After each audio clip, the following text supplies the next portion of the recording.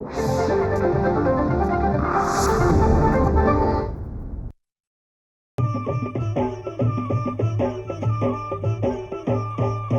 काळी आई धनधान्य देई, ही काळी आई धनधान्य देई. जोडते मनाची नाती आमची माती, आमची माणसं, आमची माती, आमची माणसं, आमची माती, आमची माणसं, आमची माती, आमची माणसं, आमची माती, आमची माणसं.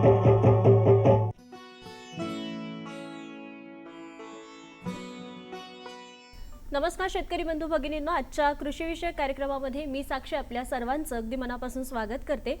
मंडळी, आपलं पशुधन हीच आपली खरी संपत्ती आहे असं आपण म्हणतो आणि म्हणूनच आपल्या जनावरांची आपण सर्वतोपरी काळजी घेत असतो.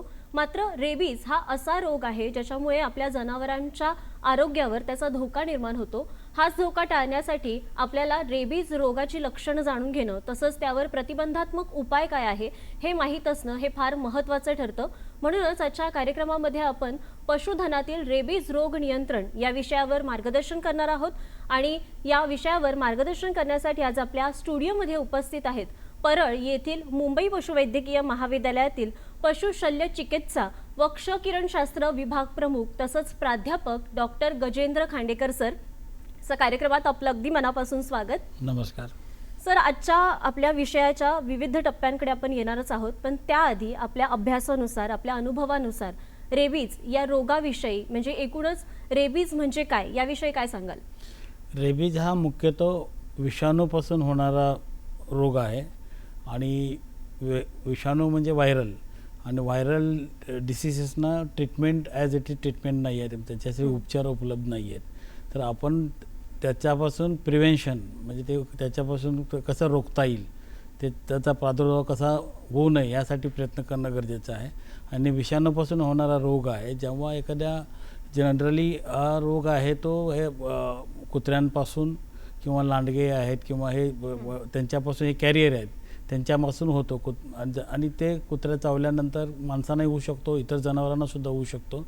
आणि जर त्याचे योग्य उपचार निदान वेळेत नाही केलं, बाईट झाल्यानंतर किंवा चावल्यानंतर जर आपण वेळेत उपचार नाही केला तर ते आणि जर रेबीज झाला तर रेबीज झाल्यानंतर त्याचे लक्षणे दिसल्यानंतर त्याचं नियंत्रण करणं किंवा त्याच्यावर उपचार करणं कठीण जातं.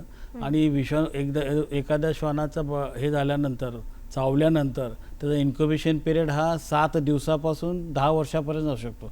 तर एखाद्या श्वानाचा दंश किंवा कुत्र्याचा चावा झाल्यानंतर 7 दिवसानंतर किंवा 10 वर्षात कधीही लक्षणं दिसू शकतात. त्यामुळं त्याचे योग्य उपचार वेळीच करणं किंवा त्याचं नियंत्रण करणं हे फार गरजेचं आहे.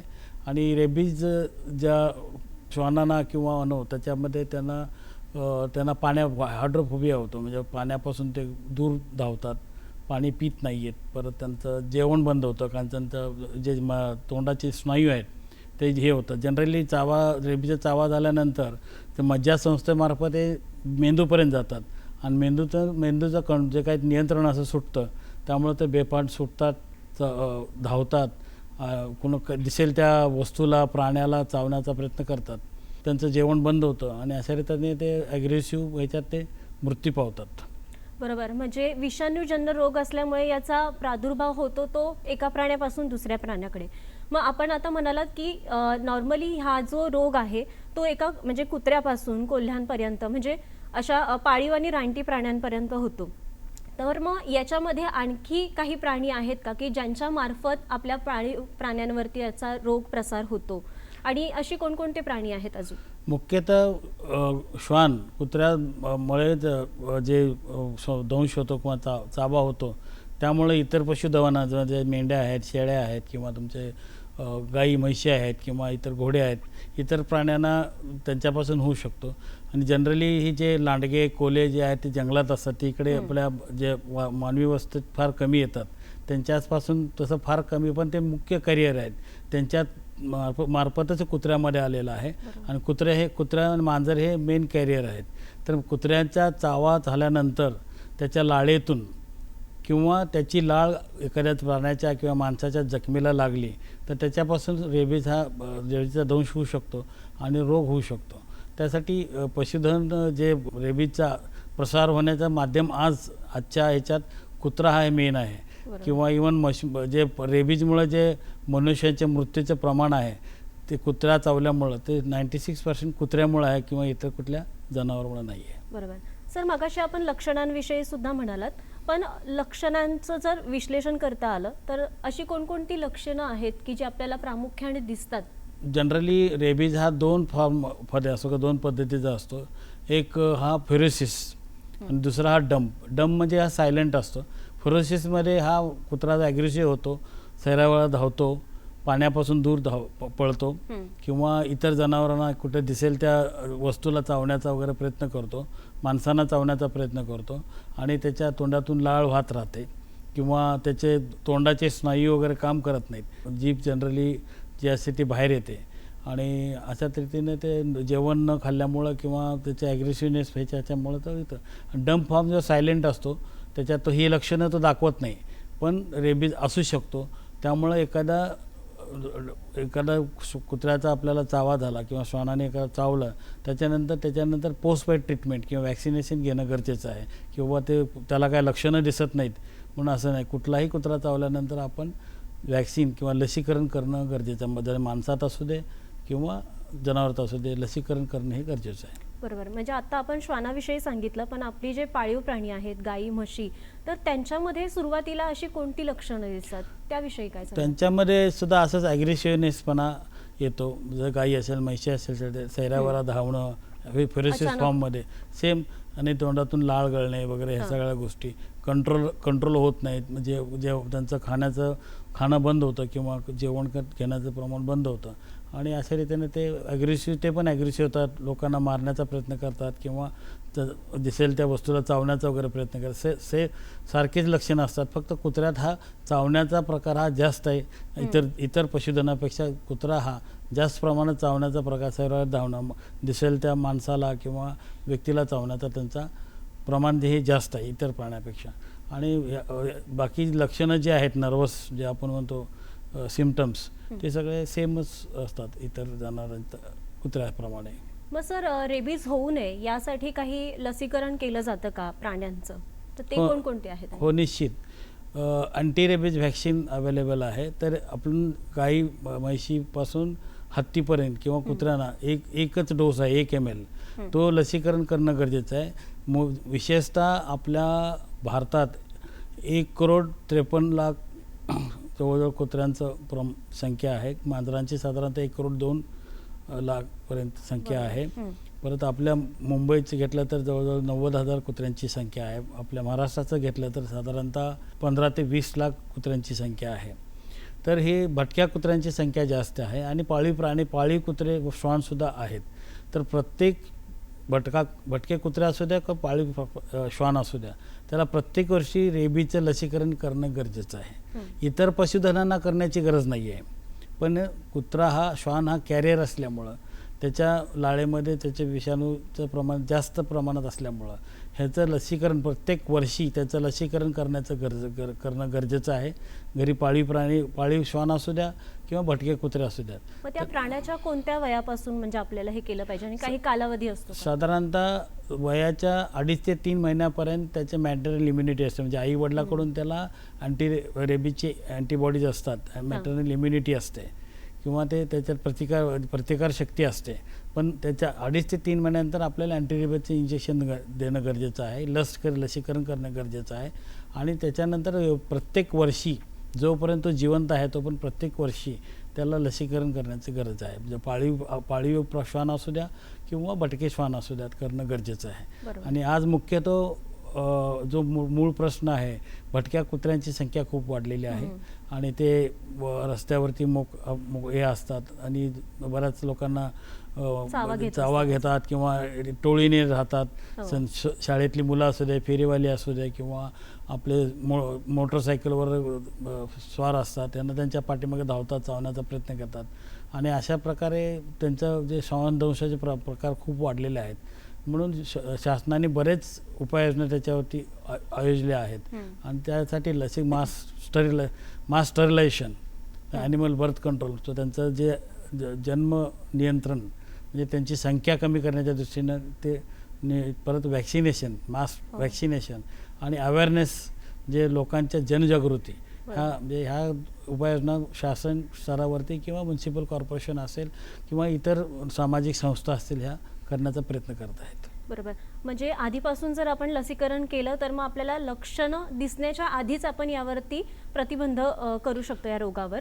पण सर, जेव्हा आपल्याला लक्षणं दिसून येतात तेव्हा आपण जे लसीकरण करतो ते कोणकोणत्या प्रकारचं आहे? तर बेसिकली आता रेबीजचं हे आपण नियंत्रण आणण्यासाठी त्याचे लक्षणं वगैरे पाहत नाही, आपण त्याचं लसीकरण करतो. ज्या वेळेला एखाद्या याच्यात लसीकरण रेबीजचे लक्षणं दिसू लागलेत, जनावर असेल किंवा माणूस किंवा हे असेल, तर त्याला अँटीसिरम मिळतं आहे, रेबीज त्याचे काही ट्रीटमेंट्स वगैरे देता येतात. अँटीसिरम देऊन किंवा त्याच्या काही प्रमाणात हे करून करण्यात येतं. पण एकदा लक्षणं दिसल्यानंतर उपचार करणं अधिक अवघड आहे आणि शक्य नाही आहे. त्यामुळं लक्षणं दिसण्यापेक्षा किंवा रेबीज न होण्याचं करण्यासाठी लसीकरण करणं गरजेचं आहे आणि एकदा लक्षणं दिसल्यानंतर उपचार शक्यतो होत नाही आहे आणि त्याच्यानंतर आपल्याला ते पशुधन असेल किंवा मनुष्य असेल त्याला आपण गमावू शकतो.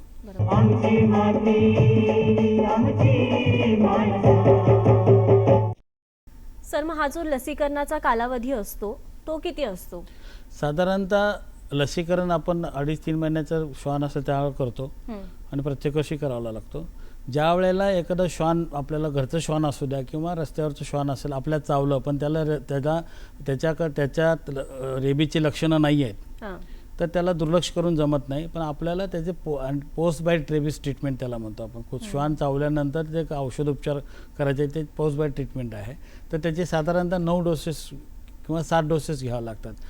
चावल्यानंतर पहिल्या दिवशी त्याला 0 डे म्हणतो आपण, 0 दिवस, नंतर 3 दिवसानंतर, नंतर 7 दिवसानंतर, नंतर 15 दिवसानंतर, नंतर 30 दिवसानंतर, नंतर 60 दिवसानंतर आणि 90 दिवसानंतर असे आपल्याला डोस घ्यावे लागतात.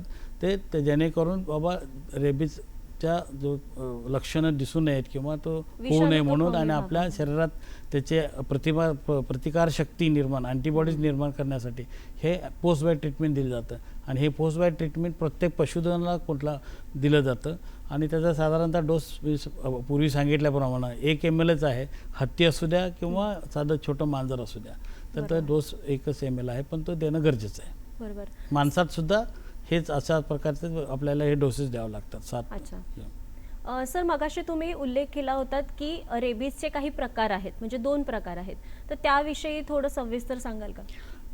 रेबीज एखाद्या श्वानामध्ये असेल किंवा प्राण्यामध्ये असेल किंवा माणसामध्ये असेल, सुरुवातीला त्याची लक्षणं दिसत नाही आहेत, सायलेंट ह्याच्यामध्ये असतात, पण बाकीची लक्षणं दिसतात. जेवण बंद झालेलं आहे किंवा खाता येत नाही आहे, लाळ गळते किंवा बाकीच्या गोष्टी आहेत, त्याला ते डंप फॉर्म समजतो किंवा ते सायलेंट. आणि जो फरोशियस आहे त्याच्यामध्ये तो प्राणी खूप फरोशियस होतो, सरावाला धावतो, परत त्याचं ह्याला दिसेल त्या वस्तूला चावणे, माणसांना चावणे किंवा जनावरांना चावणे आणि त्यामुळे रेबीजची बाईटची चेन तयार होते आणि त्याच्यामुळे प्रसार जास्त होतो.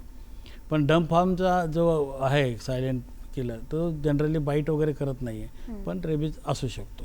बरोबर. सर, मग रेबीज झाल्यानंतर आपल्याला म्हणजे आपले लसीकरणाचे सगळे डोस तर चालूच असतात, पण मग आपण त्यांना खाद्य काय द्यायला हवं त्या काळात?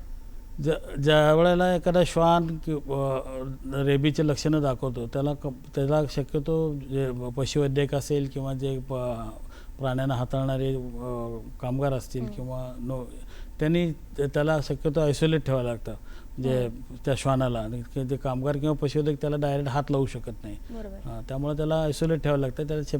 त्याला जेवण पाणी ठेवलं जातं, पण त्याच्यासाठी असं बाकीचं जे आपण इतर प्राण्यांना आजार जसं आपण ट्रीटमेंट करतो, इंजेक्शन्स देतो किंवा सलाईन देतो खात नाही म्हणून वगैरे, तर रेबीजमध्ये आपल्याला रेबीज लक्षणं दिसत असलेल्या किंवा रेबीज लक्षणं किंवा रेबीज असल्याची शक्यता असलेल्या यांना आपण दूरूनच त्यांना जेवण वगैरे देण्याचा प्रयत्न करतो. बरोबर. आणि त्यांना शक्यतो आपण डायरेक्ट हँडल करत नाही आहे. बरोबर.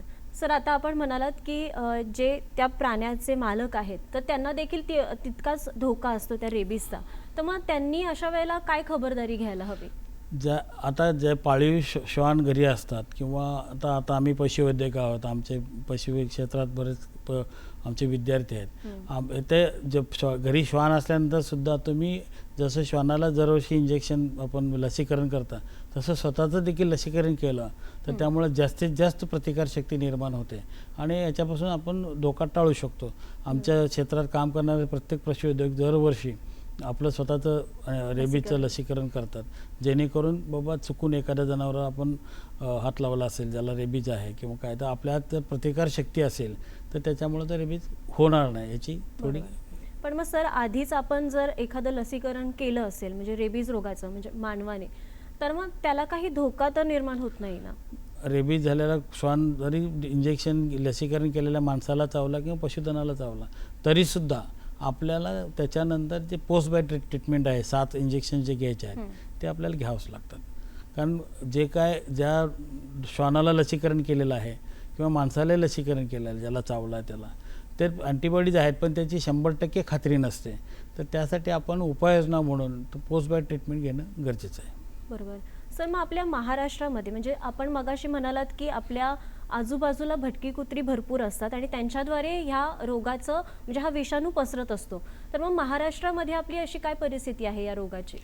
महाराष्ट्रामध्ये आणि एकूण भारतामध्ये सुद्धा रेबीज ह्या रोगामुळे किंवा श्वान दंशामुळे रेबीज होऊन मरणाऱ्यांची संख्या भरपूर आहे. त्यासाठी आपल्याकडे आज म्युन्सिपल कॉर्पोरेशन असेल, म्युन्सिपल काउन्सिल्स असतील किंवा महाराष्ट्र शासन असेल किंवा भारत सरकार असेल, बऱ्याच उपाययोजना हे करत आहेत. वर्ल्ड हेल्थ ऑर्गनायझेशन, जागतिक आरोग्य संस्था आणि लोकल बॉडीज यांच्या माध्यमातून 2030पर्यंत 70% जे भटके श्वान आहेत त्यांचं लसीकरण करून आणि आपलं पूर्ण म्हणजे जे रेबीज दंशामुळं किंवा डॉग बाईटमुळे रेबीज होऊन मृत्यू पावण्याची संख्या जे प्रमाण आहे ते 0%वर आणण्याचं उद्दिष्ट आहे. आमची माती आमची माणसं. सर, मग आता सध्या आपल्या म्हणजे काय परिस्थिती आहे रेबीजची? किती प्रमाणामध्ये हा रोग कमी झालाय किंवा होत नाहीये? हा रोग फार प्रमाणात कमी झालेला नाही आहे, कारण त्याचं नियंत्रण अजून आपण केलेलं नाही. पण ॲनिमल बर्थ कंट्रोल म्हणजे जे प्राण्यांचे जन्मसंख्येचे दर कमी करणं, म्हणजे कुत्र्यांचा, मांजरांचा, जे भटक्या कुत्र्यांचा शक्यतो, आणि त्यांचं लसीकरण करणं. कारण भटक्या कुत्र्यांचं लसीकरण करणं प्रत्येक वर्षी किंवा प्रत्येक वेळेला आपल्याला लोकल जे प्राणीप्रेमी आहेत किंवा ॲनिमल फीडर्स आहेत त्यांना रोज जेवण घालतात किंवा आणि जनजागृती म्हणजे जे समाजात किंवा आपण समाजाचे किंवा आपल्या लोकांनी सुद्धा समाजातल्या त्यांनीसुद्धा त्याला मदत केली पाहिजे कुत्र्यांना पकडण्यासाठी किंवा शोधून देण्यासाठी किंवा त्यांचं लसीकरण वेळच्या वेळी करण्यासाठी.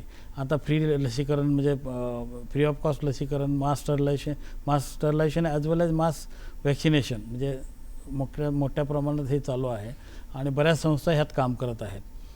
रेबीज मिशन आहे, रेबीज इरॅडिकेशन आहे किंवा म्युन्सिपल कॉर्पोरेशनसुद्धा याच्यासाठी भरपूर निधी उपलब्ध करून देते आणि ते फक्त एक सामाजिक आपली जबाबदारी म्हणून जनजागृती करणं गरजेचं आहे. जसे शाळांमध्ये मुलांच्यात किंवा समाजात आणि त्याच्यात जास्तीत जास्त लसीकरण करणं आणि जास्तीत जास्त निर्बीजीकरण करणं म्हणजे कुत्र्यांची किंवा माणसांची संख्या म्हणजे जन्मदर कमी करणं आणि जनजागृती ह्या 3 गोष्टी केल्यानंतर आपण निश्चित ह्या रेबीज ह्या रोगावरती मात करू शकतो. बरोबर.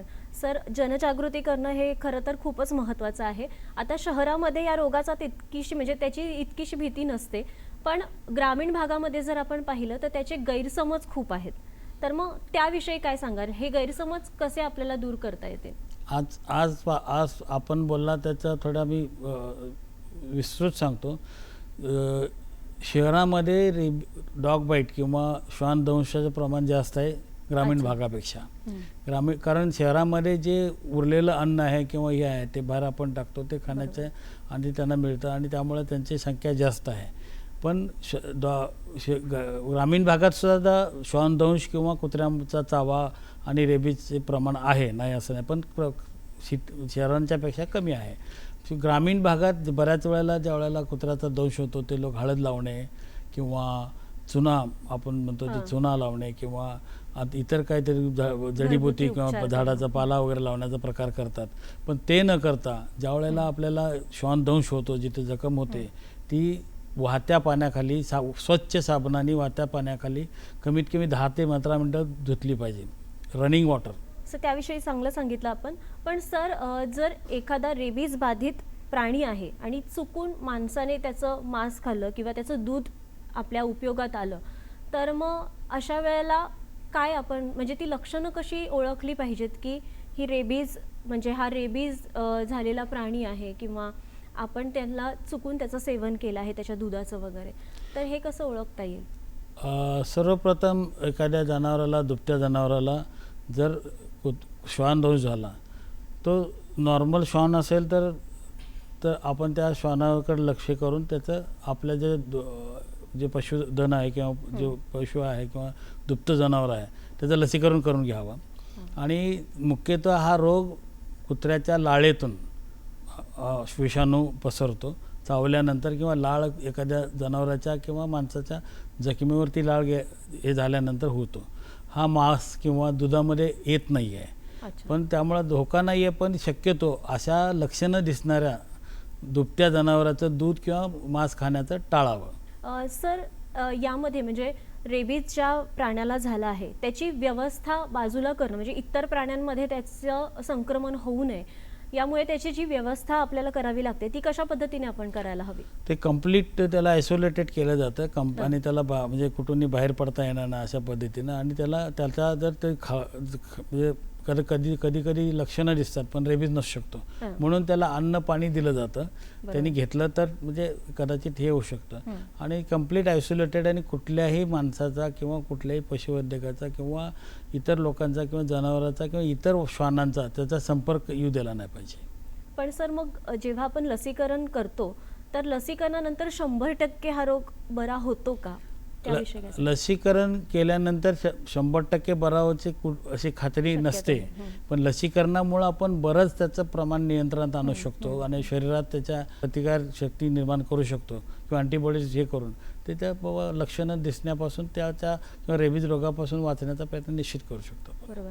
पण सर मग रेबीजमुळे एखाद्या प्राण्याचा मृत्यू झाला तर त्याचं मृतदेह हे कशा प्रकारे त्याचं व्यवस्थापन आपण कशा पद्धतीने करायला? त्याचा मृतदेह एकतर डीप बरी केला जातो किंवा इन्सिनेटर असतील किंवा पूर्ण त्याचं दहन केलं पाहिजे.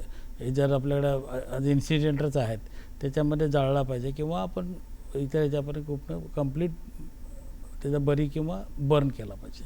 बरोबर. पण ज्या जागेवरती आपण त्याला म्हणजे त्याचा मृतदेह ठेवणार आहोत ती जागा त्याच्यानंतर त्याला काही धोका नसतो ना त्या विषाणूचा? जनरली जी जागा आहे त्याचं जिथं वास्तव्य होतं किंवा त्याची लाळ ज्या समजा केज आहे किंवा ते जागा आहे ते लाळ कुठेही लागू शकते असू शकते, तर ती स्वच्छ डिसइन्फेक्टंट किंवा फिनेल किंवा इतर स्वच्छ धुवून घ्यावं आणि फ्युमिगेशन करून घ्यावं जेणेकरून ते त्याचा प्रसार कुठं होणार नाही. बरोबर. सर आपण असं म्हणतो की रेबीज हा प्राण्यांपुरताच मर्यादित नाही आहे, तो माणसांना पण होतो. पण मग जसं मी मगाशी म्हणाले की हा रोग 100% बरा होतो का? मग माणसांमध्ये याचं काय लक्षणं आहेत, म्हणजे हा माणसांमध्ये बरा होतो का रोग? रेबीज हा माणसात किंवा पशुधनात किंवा कुणालाही झाल्यानंतर बरं होण्याचं प्रमाण 99.99% नाही आहे. त्यामुळं माणसात जरी झालं तर ते बरं होण्याची शक्यता फार कमी आहे. म्हणून श्वानदंश कुठल्याही श्वानाचा दंश झाल्यानंतर पोस्ट बाईट ट्रीटमेंट घेणं गरजेचं, निग्लेजन्स करणं गरजेचं नाही. की मी सांगितल्याप्रमाणे त्याचं इन्क्युबेशन पिरियड लक्षणं दिसायचा पिरियड जो आहे तो 7 दिवसापासून 10 वर्षापर्यंत आहे, कधीही होऊ शकतो. समजा तुम्हाला साधारणतः 10 वर्षापूर्वी श्वानदंश झाला आहे तर 10 वर्षानंतर त्याचे लक्षणं दिसू शकतात. त्यामुळं दंश झाल्यानंतर त्याचं लसीकरण करणं, ते पोस्ट बॅड ट्रीटमेंट घेणं गरजेचं आहे. आणि एकदा रेबीजची लक्षणं दिसल्यानंतर तो रोग बरा होण्याची शक्यता नाही. निश्चितच. तर मंडळी, आजच्या कार्यक्रमामध्ये आपण पशुधनातील रेबीज रोग नियंत्रण या विषयावरती मार्गदर्शन घेतलं. मग यामध्ये रेबीजची लक्षणं काय आहेत, तसंच यावर प्रतिबंधात्मक उपाय काय आहेत, तर त्याबरोबरीनेच मानवामध्ये या रोगाचा प्रसार कशा पद्धतीने होतो आणि त्यावरती उपाय काय आहेत, तसंच रेबीज या रोगापासून आपल्याला जी सुरुवातीची लक्षणं आहेत, तसंच त्यानंतर आपण कोणकोणत्या गोष्टी पाळल्या पाहिजेत, अशा अनेक गोष्टींचा आढावा आपण आजच्या कार्यक्रमातून घेतला आहे. तर निश्चितच त्याचा आपल्याला उपयोग होईल अशी मी आशा व्यक्त करते.